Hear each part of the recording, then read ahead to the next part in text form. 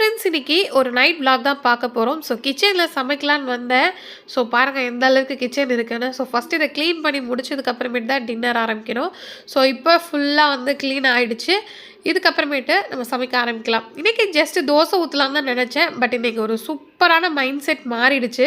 அதனால் பூரி போடலாம் அப்படின்னு சொல்லிட்டு ஒரு 8:15 போல் தான் கிச்சனுக்குள்ளே நுழைஞ்சேன்.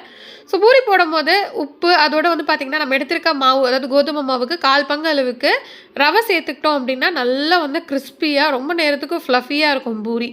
இப்போ சைட்லேயே நான் வந்து உருளைக்கிழங்கும் வந்து வச்சுட்டேன் குக்கரில். அதே மாதிரி மாவு சைடில் நல்லா கெட்டியமாக பிசைஞ்சிட்டேன். கொஞ்சம் ஹார்டாக இருந்தால் நல்லாயிருக்கும். இப்போ தேவையான காய்கறிகள்லாம் கட் பண்ணி எடுத்துக்கிட்டாச்சு.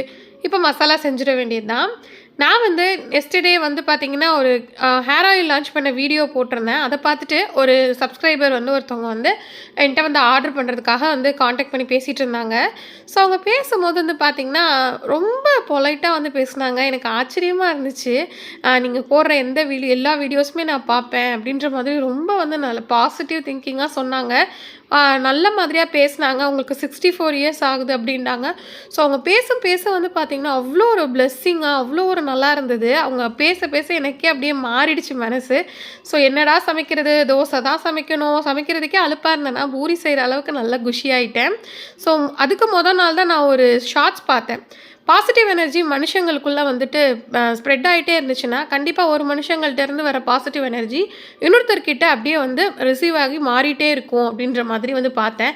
இது எப்படி வந்து ஆக்சுவலாக வந்து செட் ஆகும் அப்படின்ற மாதிரி யோசிச்சுட்டே இருந்தேன். பட் இப்போ தான் அது புரியுது.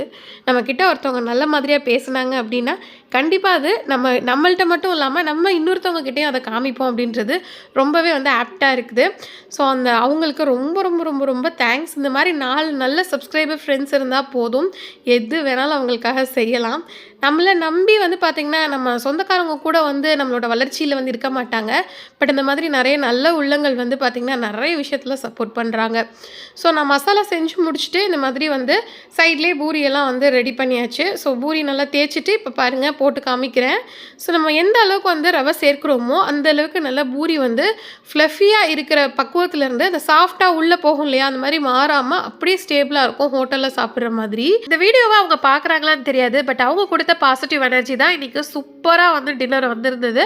அதே மாதிரி வீட்டில் இருக்கவங்களுக்கு நான் பாசிட்டிவ் எனர்ஜியை கொடுத்தாச்சு. ஸோ அவங்களும் ஹாப்பியாக இருந்தாங்க. நீங்களும் ஸ்ப்ரெட் பாசிட்டிவிட்டி.